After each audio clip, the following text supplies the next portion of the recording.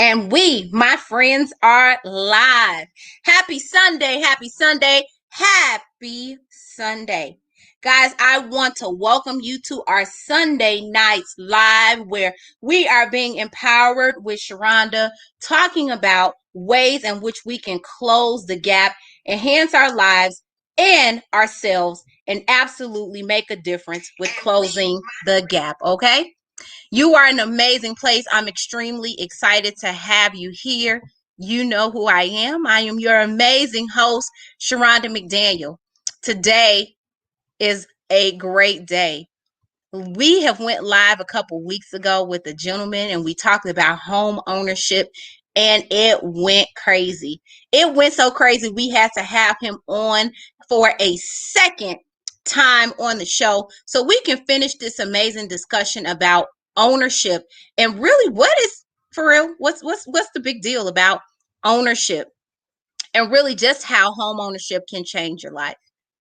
We're here. I commit to you each and every single Sunday to help give you information that's angled and targeted to close the gaps. We know that closing the gap doesn't happen overnight, but it definitely starts to happen. And we see that change by sharing the information. So if you're here, remember to like, comment, and share. Stop getting all of the good information and holding it all to yourself. That is pointless. Don't be selfish, right?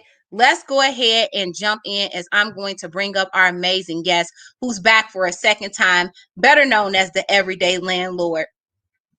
He is Drevell Taylor, author, landlord, investor, and rehabber. This gentleman is doing things that is definitely leaving a whole bunch of us in awe at his hustle and his game. And he's coming back for a second night to share with you for free, giving you knowledge on how he has been able to change the trajectory of his life, control his time, control his money, and truly build wealth. Let's go ahead and get started. All right, welcome. You got to unmute yourself. Thank you for joining. I'm extremely excited to have you back here with us again. Go ahead and unmute yourself, please. Let's see. It is saying I am unable to mute you. There you go. All right. What's going on? Oh, nothing. I definitely appreciate you agreeing to come back a second time. I'm excited about this. Back by popular demand. I know, right? Let me send my check. You're going to send your checks to your people. Thank you so much, though, for joining. You should feel very special to be back by popular demand. Definitely ecstatic to have you a part of tonight's show. There are some people who probably missed our last interview. Yeah. So we were treated as such. Would you please do us the honors of telling us about you? What brought you into real estate that has you on here talking about how you went from one property to multiple properties with over $1 million in worth? Who are you? Who is Everyday Landlord? All right, cool. Everyday Landlord, grew up in Chicago, South Side. I went to school at SIUC, got my bachelor's degree in electrical engineering. And then when I graduated in 2005, moved to St. Louis where I worked for the Boeing company, got my master's in electrical engineering. And that's where it been. My passion for real estate just came when I was young. And we just, we lived in shelters. We dealt with the worst of the worst landlords. So my passion grew from there in terms of owning real estate property. Okay. Okay, that's dope. So I can see it. SIU. So you went from SIU to property owning. How's that happen? Well, it takes time, honestly. So when I graduated in 2005, I had my credit score was in the high 500s. I always knew I wanted to get into real estate, but I knew I had to get my credit together, and I didn't know anything about real estate. So from 2005 to 2007, not to mention my job would not give me. I had to get a security clearance because I worked for the defense side of the house. So my job came and told me look, you got to get your credit together. You're gonna get fired. So Luckily, my sister at the time in Chicago, she worked for a credit collection agency. She said, Dre, this is what you do. Dispute everything on your credit report. Whatever they take off, just pay it all off. Do not take no settlements. And so that's what I did. I had 11 things on my credit report. I disputed everything. 7 was left on my credit. And then I just called each of them. I worked out a payment plan. So as I was paying them for the next 2 years, I was reading books. I was reading every Friday. I would leave work, go to Barnes & Noble, grab a book on real estate, and read it. My job was paying for my master's in electrical engineering. So I tried it and it worked. I had them pay for my carpentry license. So I went to tech school 2 nights a week to learn framing, laying tile, building staircase, drywall, mud tape, all that. So I was just preparing myself, studying and just preparing myself for what led up to, me purchasing my first property in 2007. This is kind of where the real estate market was starting to, starting its decline. I found my duplex. The people who bought it for like $135,000. It was foreclosed on. The bank was selling it for $89,000. So I went in and I just offered I think we negotiated down to $77,000 dollars. They was gonna pay for home warranty and all that other stuff. It was vacant. And the day before we closed on it, the previous owners came in and they clipped the water lines. So we had no water in the building the day before closing. And so I went back to the bank literally the day before closing, say, hey, and then they dropped the price down to $75,000. So $75,000, I had a credit score of 650. So the loan that I had wasn't an FHA. It was like a first time home buyer, because they still have some of these loan products out that pretty much crashed the market. And so I just had to bring 3.5% down. And so I had like $3,000 in the bank, and I had to bring about $2,800. So I came, put that down. I think my mortgage, taxes, insurance was like $550 a month or whatever. And that was July 12th of 2005. That's when I closed my first property. Okay. Well, that's definitely sounds like you went through a journey. So so really quickly tell us, before we do that, right? I'm going to have you tell us really quickly, you had that first property, but now we know we're talking about 30 doors. So I just want you to tell us really briefly about that. But before we do, you talked about some stuff, right? He talked about repairing his credit, definitely putting yourself into position to fix your credit so that you can go out and get that home, those things that you absolutely desire. It almost sounds like he's going to start talking about what I do. So for those who are listening, we provide an amazing service that helps you to restore and rebuild your score. There's actually facts and things surrounding how you are supposed to handle your debt and collections accounts properly. Reach out to me and we can definitely help you with that and help you on your own personal path to financial literacy, but most importantly, improving your credit. Just because you can go buy a home with the minimum credit score of a 6 something does not mean that you should. Okay. All right. Now, sir, would you please go ahead and tell us, we're talking about one door, right? One property to fast forward. I know you got some freedom numbers. You put an amazing testimony up when you shared this episode. We're up to 30 doors. Talk about that experience. Where are you located? How does something like this happen? Well, I'm located in St. Louis, and we're 16 doors. 30 doors is the freedom. That's next year. I'm claiming it for you. That's all. Yeah, 16. So we're at 16 doors. That's a combination of two 4-unit buildings and 4 duplexes, 2 flats. So you started out with the value of what property, as far as value goes, and where are you now? The value, the whole portfolio is worth about $1.3 million. I owe the bank in debt $700,000, good debt. So of course, if I was to cash all out tomorrow, I will clear about $600,000, and you add that with my 401k that I've been stacking up for years, puts me as a millionaire on paper. Do I have $1 million in the bank account? No, I don't. So do not ask me for 100,000. Well, I was definitely on my way to being like, I'm about to buy a new house. I wasn't gonna ask you for a crazy amount, but you can buy like a housewarming gift or something. You $1 million, you million, but okay, you just told me you didn't got no money. All right. Yeah. Okay. Okay. We won't. He said, y'all, don't be asking for no money. All right.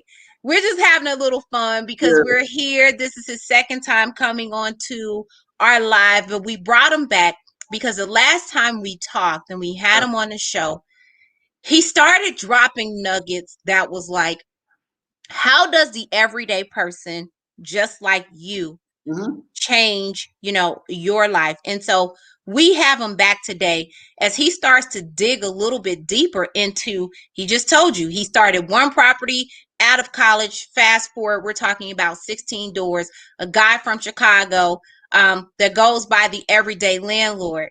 And we want to go into the nuggets of how he got there because it can cost money to buy properties. So are you ready for this transition as we start to give the people the nuggets and the real on how we got to where we are? So you already told us that very first property, Dre, you had 3,000 and you took 2,800 there. So you broke the bank, literally. You took a risk. But then how do you get to a place where you can afford to put down these down payments and have these? How does the everyday person do what you did? Okay, so to get to the next one, so when I bought it in July, I had to put in sweat, blood, and tears. Literally, I was living out. I was on a travel assignment with my company. I travel a lot, so when they send me out for travel, they pay me a little extra money per diem and such. So I used a lot of that money out of my pocket to get to do the work, and I had to do the work myself. In a sense, it was a lot of cosmetic. Of course, I had to hire a plumber out to do the do the fix as such, whatever, with the water lines missing. But me, one of my good buddies, Donovan Baker, he used to work for the company, but he's back now living in New Orleans, Baton Rouge. And actually, I had an uncle from Chicago who did like little handyman stuff. So us three we laid the tile, we put new carpet down, we painted. So it took me from July to December to finish that, just because I was flying back almost every other weekend to work and do work on a property. And so I didn't turn a profit, right away.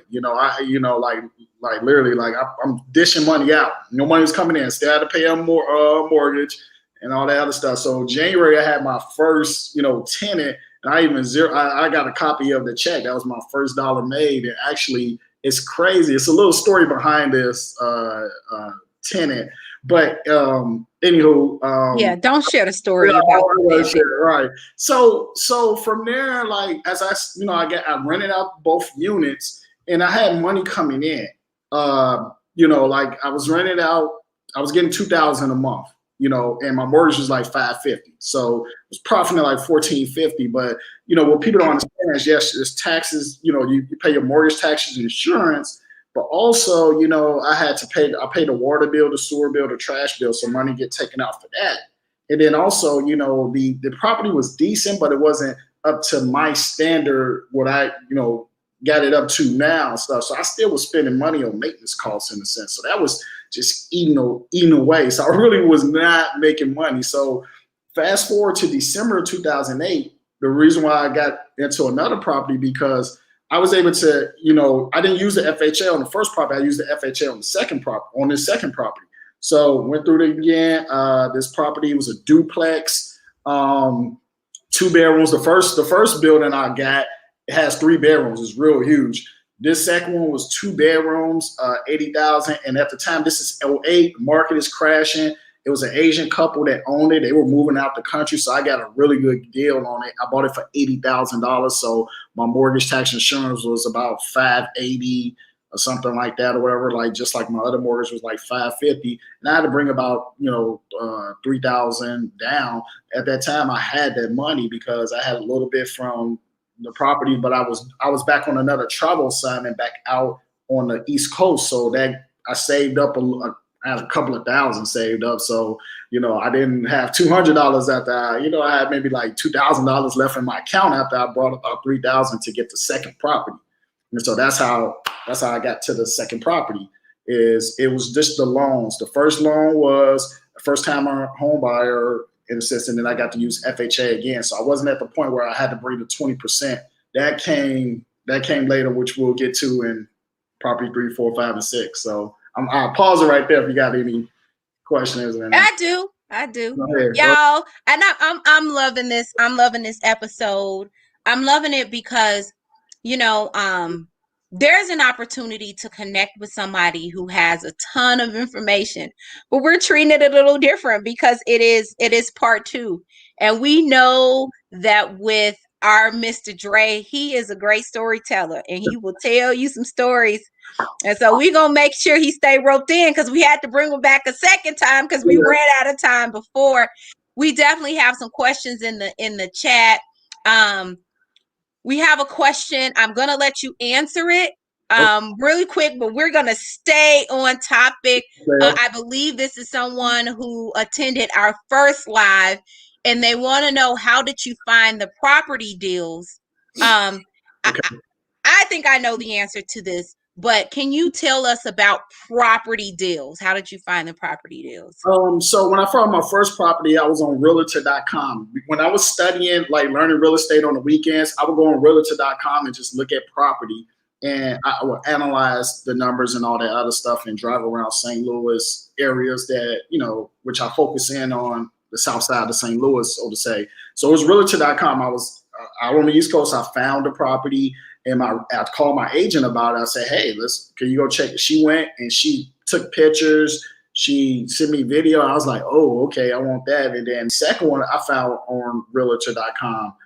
So would you say technically these are not property deals? These are properties that you found like any other property that we would go on, Zillow or realtor.com or any of those things to get them? Or are these like short sales? Because I don't really know, but it seems like the question is if they're short sales or foreclosures, or these everyday properties and you just buying you some good properties. Well, at the time, keep in mind that this was when the real estate market was crashing. So there was so many deals on all the MLS websites, Zillow, realtors. So you go on there, there's just so many freaking deals. Like now, it's a story, which again, once we get to my other properties, you'll hear the different way of how I found things. But like, it was just like, you could open it up, boom, they go a whole bunch of foreclosures on there and stuff. It was just dumping left and right. So it was just, you didn't have to go to Craigslist or,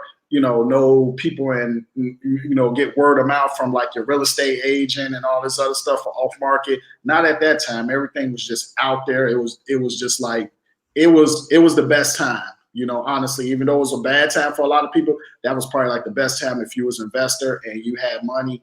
It was like candy store, Okay. When was the very last time you bought a property, and what property number was that again? Property number 6. I closed on it this past July 30th. Oh, congratulations. Yeah. Congratulations. Thank you. So my last question, I wanted to know, the average person, Dre, they are not in position to, I want to go buy a property, right? I'm in the process of buying my first home. Right. The process itself, right? Even with FHA, there's just, closing costs, and there's this and there's this and there's this. I know you had a great job and you use per diem. So did your job fund all of these properties? How did you make this thing happen? I am trying not to. Maybe I need to be more direct. We last left off where you started to open up the door, where you talked about your beliefs on multiple streams of income and how you are using your business, so you work corporate America, you also have a business, and how you use the residual income that you're using in your business to build your property portfolio. And so we want you to kind of open up those doors, and because the everyday person is like, I don't have the money to keep coming up with money to get this building and that building. How does that work? Like, how does this one guy make this happen? Okay, so let's fast forward to building 3 and 4 and how I Okay. got that. So after 2008, I set out from 2008. I didn't buy my next property to 2018. So 10 years. 10 years. Yeah. Amongst that 10 years, what happened was one, I came out of a bad engagement where I discovered that I was 120,000 in debt. And let's see here. And literally, I just took my head off the, literally out the real estate game. Still have my properties. My real estate agent kept telling me, keep buying, Dre, it's so cheap. But I started investing in a mobile app. I was looking at trying to be the next Black Mark Zuckerberg. So I was bootstrapping, and bootstrapping means you taking your own money and investing into a real estate, not a real estate, but a mobile app. So I spent that was a part of that 120,000. Building up an app, website, marketing. In that sister's defense, you made it sound like she did it, but continue. No, I'm sorry. to stay the topic, he put that sister and made it seem like she did it, y'all. But I'm sorry. Go ahead. Money was spent on cars and rings and stuff like that. So it just added to with what I was spending on that mobile app. So I had to get my house in order before I started. And not to mention, I had a bad property manager because I was back and forth from DC into St. Louis. I had a bad property manager who was taking care of both of my properties. Maintenance bill. I mean, literally, I would get the packet every month. I'm like, what is I'm spending this money on? I'm sending them money because the rent wasn't enough or whatever. And I'm just like, this is ridiculous. So when I got home, I fired them. I had to revamp my properties. At one point, I didn't have nobody in both the properties. I was living in one of the units in one of the buildings, and the other one was vacant and stuff. I had to literally put the maintenance back in. So I had to honestly, at that time, I remember I had to leverage a personal loan from my credit union to help me get these stuff in order. And then once I got the house in order, I put new tenants in there, so money was coming in, but I didn't have maintenance bills like that. So I had money staying in, but then I was paying off debt. Then I had to. One of my frat bros showed me about a network marketing company for travel. And so when I looked at it, I understood about residual income. I jumped in, and then I started building another stream of income as such. So let's fast forward to about in 2018 when I came back in. At that time, I had already got rid of that debt. A lot of that debt was gone, and my reserves was building up for my job. And I was back on travel with my job, and then the residual income in my network marketing. Now I had hit this level where they gave you money to go get a BMW and stuff. And I was just like, I'm not, cars, that's poor man stuff, whatever. So I'm just like, my car's fine. I'm good. My car's the plane. That's how I looked at it. So I started putting that money to the side or whatever. So what happened was I had enough money. Now my money is growing. My money has grown because I'm getting extra money for being on travel. The tenants in my 2 buildings are paying me rent. Maintenance bills are down because I spent the money to bring the buildings back up to par. My network marketing company's bringing me money. So now I got 3 funnels of money coming in, and I'm stacking aggressively. So in 2018, I refinanced my second property because you could use the FHA loan again. You could use it again. You just have to refinanced to put that second building into a conventional loan. And then I was able to use the FHA again because I was getting ready to move back off assignment. I was in Vegas, living in Vegas at the time. And so I used FHA for my third property. So with FHA, you only got to put 3% down. Now, the other property, which was my first 4-unit building, I had to bring 20%. This building was literally bad. Like it was bad. I knew the potential. I knew that this building was worth $250,000 if it was brought back up. But dude was selling it for $80,000. He was selling it for $80,000 or whatever. And sorry about that. He was selling for $80,000. So I had to bring 16. So a combination of $30,000 had to get brought to the closing table to close on both properties. $30,000 is a lot of money. I saved, again, because I saved aggressively over the past 3 years following that money. And I'm not going to lie, I even leveraged money off a credit card to use as down payment. All right. You dropping some nuggets now. You would start. I think last time we started talking, you did this around this time. It's 7:25. We're gonna make it good. We got 20 minutes, right? Listen. So you just said a couple things. You talked about basically multiple streams of income. Yes. You basically, I work, and working isn't enough. I work a very great job, by the way, for people out there that's listening. I work. I'm using anything extra that the job does. I didn't win, and I didn't start me a network marketing business. And, I have these 2 properties that I'm getting other income from. And you literally had money working for you where you were pulling it all together to go create more money, right? So you're using money to create money, and then you use the credit card. And that was, I think, the very last thing you talked about, where you were talking about people being afraid of debt, right? And debt being good. So, Dre, you started out telling us how many properties you have and that they have loans on them and what that means. Talk about debt. Talk about the myth around debt and how debt has you in the position that you're in. I think that when you grow up or whatever, and especially in the more so in a lot of the Black community or wherever, we've seen the negative side of debt. We've seen it to the extremes and such. So we have PTSD about it. Like, on that. That's good. That's good. We've seen what it does, the bad side. But in other ethnic groups in their circle, they seen the good side of debt.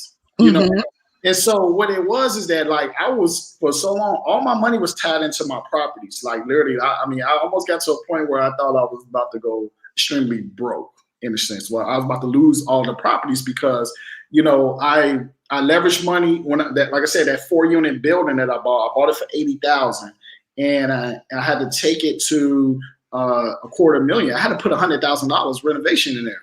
I had to leverage money. I had a $70,000 credit card limit was 0% interest for 24 months. Oh, you better shut up. I leveraged a lot of money off that. I got a personal loan from SoFi lending, which is peer-to-peer lending. They like a lending tree or whatever. They approved me over 100,000. I just borrowed 65,000. So I was leveraging money to increase into the property or whatever, which later on I refi, pull that money back out and pay those debts off. So I think we just saw the bad side of it. But when I started getting around other people, that had what I want, like my real estate agent, I call her my rich mom. Her and her husband are my rich mom and rich dad. They own over 100 doors throughout St. Louis or whatever and stuff. And they was like, look, Dre, we got over $2 million in debts. But shoot, they clocking in about 50,000+ in free cash flow every month. Debt, and I started listening to the Robert Kiyosaki's, the Grant Cardones, and different things of that nature.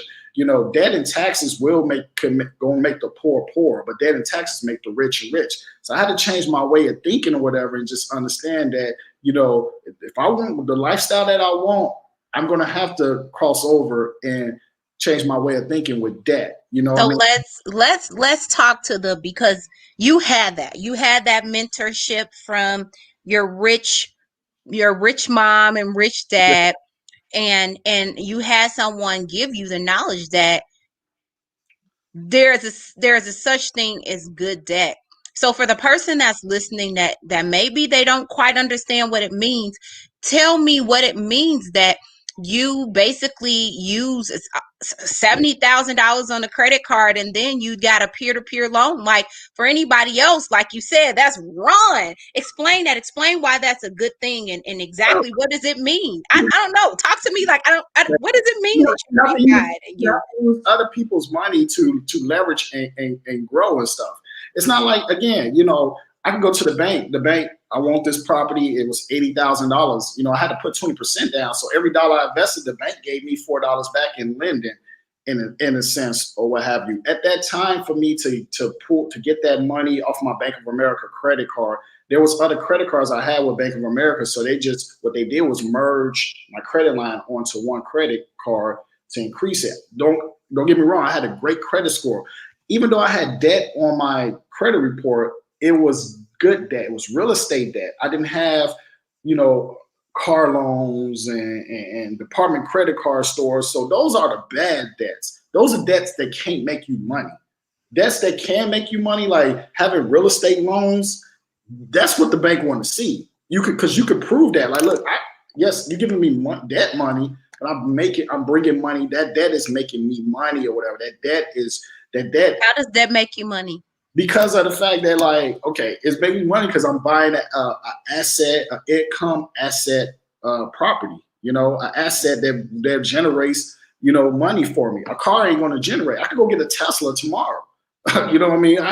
That's nothing. I go get a Tesla. I go get a 3-year-old Bentley. You know what I mean? If I wanted to, but that's not going to bring me money and stuff. So anything that could generate you money, that's an asset. That's good debt. That's what I consider good debt. Again, I owe the bank my one bank here. I owe them $700,000. I don't have $700,000, but again, I say if I'm done with real estate, cool, sell everything.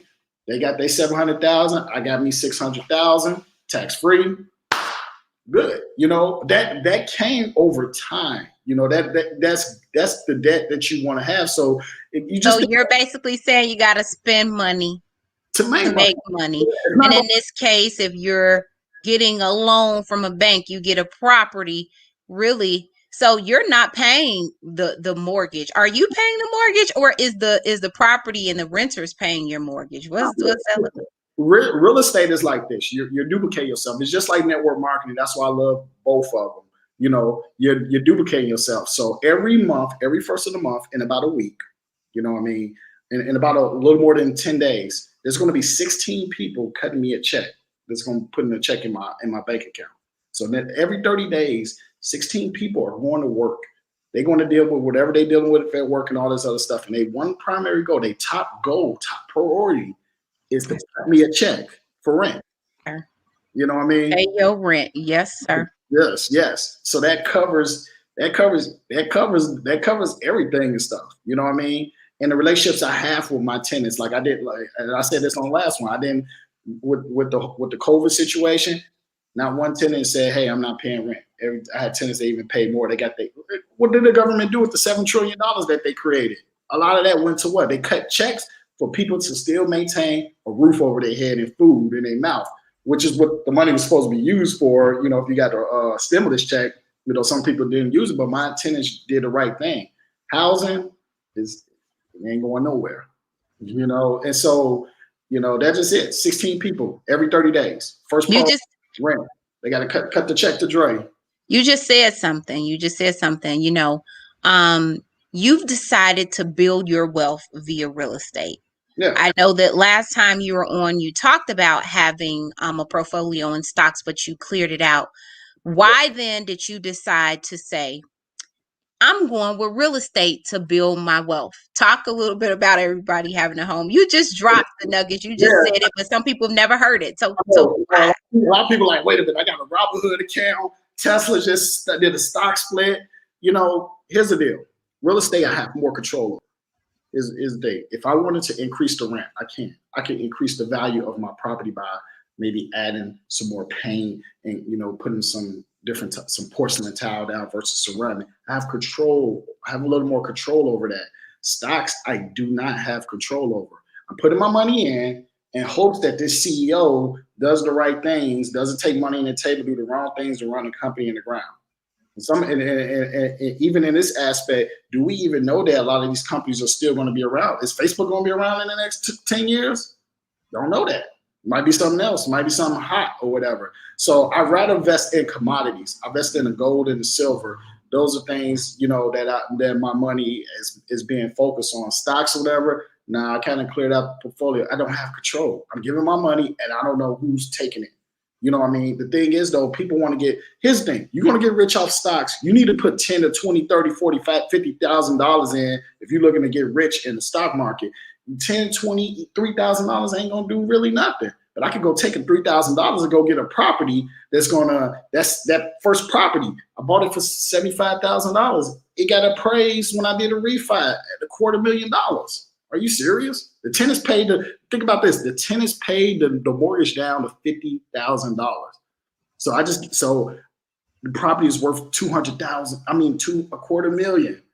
And I just put $3,000 down in the beginning. What the freak you gonna do that in the stock market?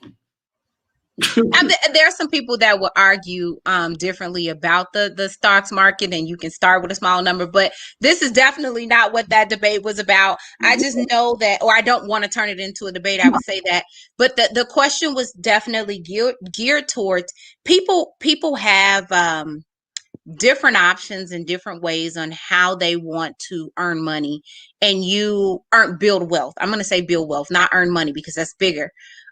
People have their different ways on building wealth. And, you alluded to saying people always need a roof over their head. Yeah, you get better. Right? You get better tax perks. The government, you're solving a problem for the government, because if everybody was homeless, the government got to provide housing, right? You know what I mean? Here's the thing, and that's my thing with the, again, like with the stock market, the tax perks. I don't get taxed on my money. You go cash in those stocks. You're gonna get something. You're gonna get taxed immediately. You're gonna get taxed. The government has more favor to us. I can go get a loan for real estate. Can't go get no loan. Tell the bank, can I get a loan to go invest in some stock market? Like security? But security.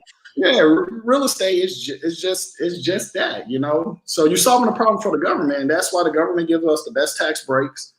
They hook us up, in so many different fashions and stuff. So what does hook us up mean? Tax, well, the tax, a lot of the tax breaks and such. So many write-offs that I can have. Like if I was to sell the building, I can roll over that money into another property, 1031 exchange, and I have to pay taxes on it. There's you can't do that once you cash in stocks. You can't, well, you can take that money and invest in real estate. You got to invest in real estate. You can't invest back into the stock market and not pay the taxes. No, they're coming after that 30% tax gain. Real estate, no, I can defer my taxes forever. Okay. Okay. So you feel like there's higher favor in real estate and property ownership, basically. And I have more control. Here's the thing: I own 6 buildings, right? 4 of my buildings are within a quarter block radius. So I control my comps, because if an appraiser comes over, comp, I own most of this area. Comp off my property. I know that my comps are being attacked because I keep my properties up. I have more control. Not to mention, in a small sense, I control the dynamic in the sense of the environment of the neighborhood. I own more of the property. I put more of the right tenants over there. It changes things. You have more control. All right. So it sounds like you took the time to truly learn and research and build real estate. There was basically a day that you were like, I'm doing this. Yeah. And you figured out the tax game. So if you had to give advice to someone who is, maybe they didn't understand debt, or they're wanting to start to build wealth, or they want to get into real estate, right? And I'm using air quotes for real estate simply because there's so many ways you can go about it. Really, someone can buy your first property and you're living in it. It's still a huge investment. Talk to the everyday person, yes, Dre, that says, I watched this guy. He talked about having, 16 properties, and this is scary. Like, how do I start? What's the best thing for me to do to venture into real estate? Education is first. You gotta get educated, and you have the mindset. So like I did, I had to wait 2 years. So what I was doing, buying books, I went to a carpentry school or whatever. I had to build my knowledge up about real estate because I wanted to do it right. I wanted to have some type of, of course, you're not going to know everything from a book, but that's where I had to start. I didn't have no mentors in the game like that. Nobody was sitting down with me day to day. Even my rich mom and rich dad, they just passed me little nuggets here and there and stuff, but I still had to go and track down the information. And then it's a patient. You have to be patient. It's not going to happen overnight. Like, honestly, you're not going to see you're not going to see the good money until you get to 30 doors. Honestly, even the Grant Cardones who, of the world, big real estate moguls will tell you, like a lot of people got like 2, 3, 4, 5, 6, 7 doors, whatever. Yeah, the cash flow is good, but you're not there where you can, you're good or whatever. So you got to be patient in terms of scaling this up. So you got to build the patience, and you just have to build a mindset because you're going to deal with a lot. You're gonna have to deal with a lot. Yes, it's heavy. Every day you could be like, oh shoot, I got all this debt on my head. If everybody stop paying tomorrow, but at that time, if you're learning real estate right, you understand about having buffers, saving up enough monies, in your bank account. Just the education is first. I've seen too many people walk into this real estate because they see the people on Instagram flashing the money and in the front of the cars and all that sort of stuff on the plane. So I'm like, hey, you could be just like me in real estate in 30 days or whatever. And then they jump in and then they see, when stuff hits the fans, they're not prepared. I seen somebody come in real estate and leave within a year. I'm talking about bought a 4-unit building here. Next thing you know, had the maintenance issues start to come, the bad tenants because you didn't screen it right. Next thing you know, he stopped coming over to his property. Didn't even, when he was getting ready to sell it, didn't even know he had hoarders in his squatters in his property or whatever. You got to get educated. You got to get into that mindset. It's not easy. It takes patience. It takes dedication. So education is one. 2 other points. What would be 2 other points? And then, of course, you pull your credit, get rid of the bad debt that's on your credit. If you got a car loan, pay that off because they're going to look at your debt to income ratio. How much you're bringing, how much you're making, and could it cover your debts plus this new debt that you're about to bring on? So for instance, again, I have 6 properties. I bring in a couple of thousand yearly. I bring in more money, a little more than what I bring in yearly for my 9-to-5 job. You know what I mean? I don't have no Tesla. I got a 2002 Nissan Maxima sitting out there. It's not time yet. That's the thing. You got to be patient. I don't want to go put that bad debt on my credit. Not when I'm about to get ready to move to a commercial loan to buy more properties next year and stuff. I want it only thing I want my credit is my real estate mortgages and stuff. That keeps my debt to income ratio. I got debt that brings in money because they count that towards my debt to income. So they say, okay, you're making this amount. Here, you're making money in your network marketing, and then here's your money from your real estate. Now I'm up here as far as I can afford more on paper. But if I went out there and got me a nice condo, I live in one of my units. If I went out there and bought me a nice condo, 2 cars, a motorcycle, all that other stuff, they'd be like, man, you over leveraged. You got too much bad debt. So get rid of the bad debt. Start putting up some money to save up. There's programs like NACA, NACA.com or .org. I can't remember which one it is, NACA.com. There's a good place to start. They will sit down with you, have a workshop, go over like your whole credit and get you prepared to buy your first property. They help you get your first property. So there's programs. NACA is a great program out there because they make sure you don't get predatory lending happening to you or whatever. So that's a good place so you can understand how much you need to save up. And then you need to know, and then you'll be able to know what to do to get your credit together to get to that point. So education, credit, and then money. All right. Definitely some great points on tonight. As we go into the 2-minute mark, I definitely want to say I appreciate you for coming out. Building, we got to talk about. Let me finish that out. Go ahead. Okay, the fifth building, which was a duplex. It was mold in that property. I am about to do a gut rehab on that property, which is crazy bananas. Again, I used the money from my network marketing, put the 20% down. I got it for $60,000. So I had to bring like $12,000 to the closing table. I had that money saved up because I already refied my other properties to pay off the debts. And so my 4th property, which I'm sitting in right now, I got from my rich mom and rich dad. I bought it from them because they're retiring out the game. They're selling all their properties, cashing out. So this is a 4-unit building. And again, I leveraged money off my 401k to put down payment and such. So that's money as well too. Why did I, a lot of people like, I wouldn't borrow, they let you borrow up to $50,000 in your 401k. You pay it back with interest. But here's the thing. Again, I'm going to make I'm gonna make more money off my own money versus the stock market. Again, stock market is only going to pay me about 6 to 9% yearly, playing conservative. Well, I borrowed about $40,000 to make this deal happen, and I bought this building for 175. It appraised already for like 190, so I already got equity coming in. But because of the improvements that I'm doing right now, this building is going to be worth $250,000. Now, stock market ain't going to increase it like that or whatever. So that goes back to like I have control. I have more control on my stuff or whatever. And that's what I'm doing, 6 properties. Well, congratulations on all of your success. You've told us a lot. For the people who were paying attention, we started at 1 door all the way up to 16 and 30 as your freedom number. Yeah. Sounds like you definitely have a game plan on what you need to do. And so we definitely want to say congratulations to you and all of your success. People pay for this sort of information to get it and understand, like, what did you do? And you came back here twice to share with us. And so we definitely want to thank you, and we're extremely grateful. As we wrap, I'm going to ask you to hang out in the studio so we can close out. Again, thank you, thank you, thank you. Everybody is giving you a round of applause for coming out. Congratulations, and definitely much, much, much continued success to you.